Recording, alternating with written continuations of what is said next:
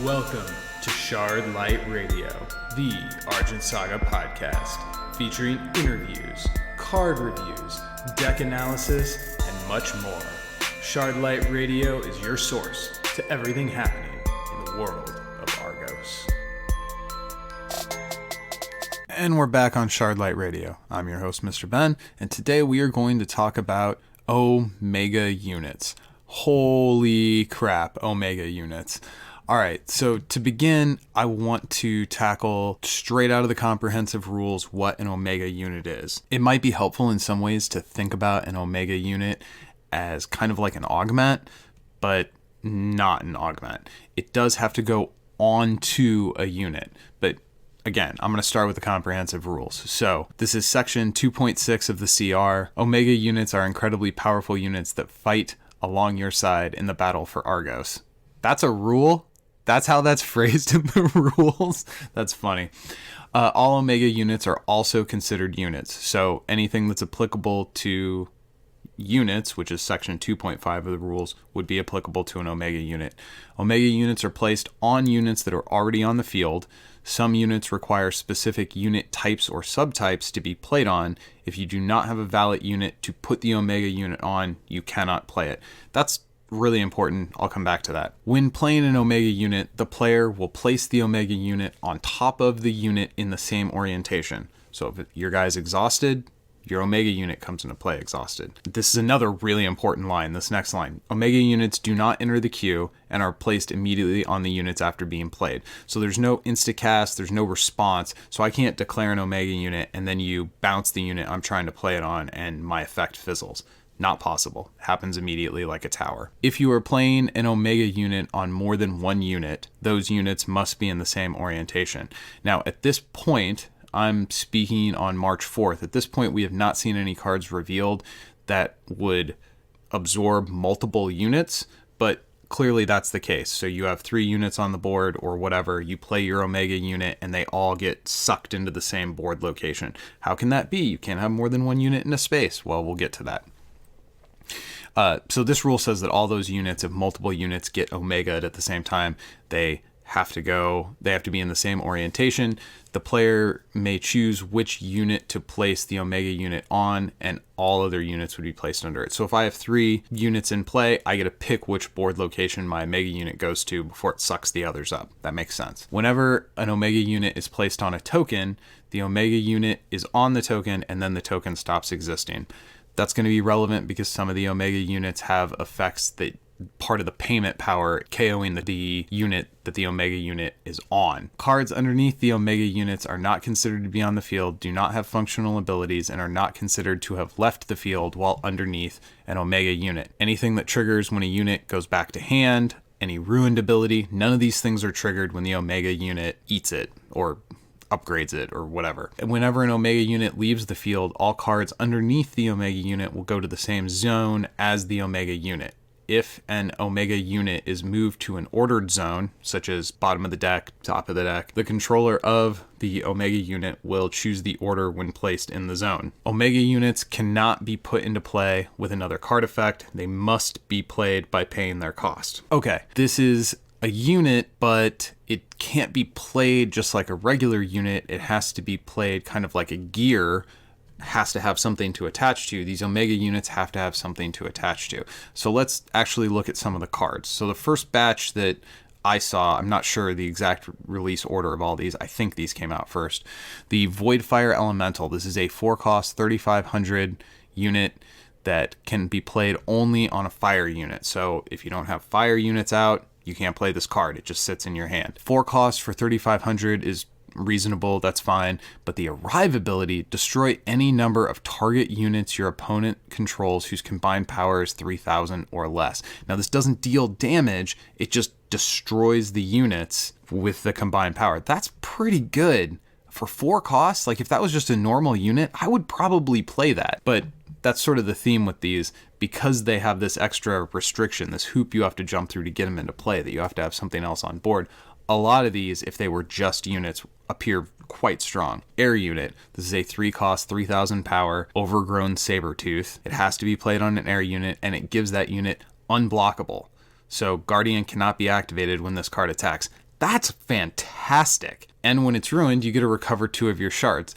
That's really good too. Now you have to have an air unit in order to play it. So really you're talking about, at the cheapest, this would be a 4 Shardlight investment to get this unit into play. But that still seems like a good deal. Those are a few of the Omega units that we've seen so far. Now there are also crazy powerful other Omega units, such as the 5 cost, 5,000 power Dragonholt Fury Unleashed Omega unit. The card art on this thing is fantastic, by the way. So this has to be placed on a dragon, which is both less and more restrictive than having to place it on a specific element. Like, there are dragons that aren't fire, that's true, but there are a lot of fire units that aren't dragons, that's also true. So this does kind of work both ways.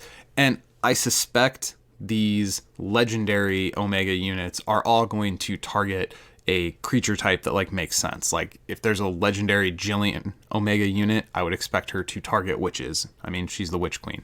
Anyway, so 5 cost, 5,000 power with Destroyer. And whenever this card attacks, you may put any number of units under this card into the discard zone. If you do, for each card you put into your discard zone this way, destroy target unit, augment, or shard. So the attack doesn't have to go through, doesn't have to resolve. It's just when you declare the attack, you can wipe away the unit that Dragonholt came down on top of and kill something. That is fantastic. So these cards themselves are legitimately powerful. They can turn, a 1-drop on the board into a 5,000 power destroyer out of nowhere, which is really, really good. Another line of play that Omega units enable is that you can play bad units and not have to worry about their drawback. Grove Elemental was the guy that came out in Conviction, where when he comes into play, you get good stuff, but when he goes out of play, you lose shards. Well, if he comes into play and then you put an Omega unit on top of him, now you don't have to contend at all with the drawback to playing the Omega unit. The other thing that's really cool is that Omega units are able to attack and use exhaust abilities the turn they are played. Sorry, that's actually part of the CR, but it's the next page down, and I forgot to mention that. But that's critical. So you can play a 1-cost unit and then play Dragonhold on top of him and attack. So you can burst from hand with these Omega units. So there's kind of a weird combination of augment traits, spell traits, and unit traits all wrapped together into these Omega units, and I think it's a really exciting direction for the game to go. Now, this is definitely going to be yet another thing that pushes the game into a faster, more aggressive kind of direction. These units, by not suffering from summoning sickness, are going to enable, you're going to have to play around the idea that, okay, even though the guy doesn't have anything on his board, if he plays a 1-drop into an Omega unit, now all of a sudden I could have some kind of a quickness threat coming at me that I didn't see coming before. Very cool cards. Just absolutely such cool cards. 5 stars on the design. Now, we'll have to actually see how these cards come out, where their power levels are.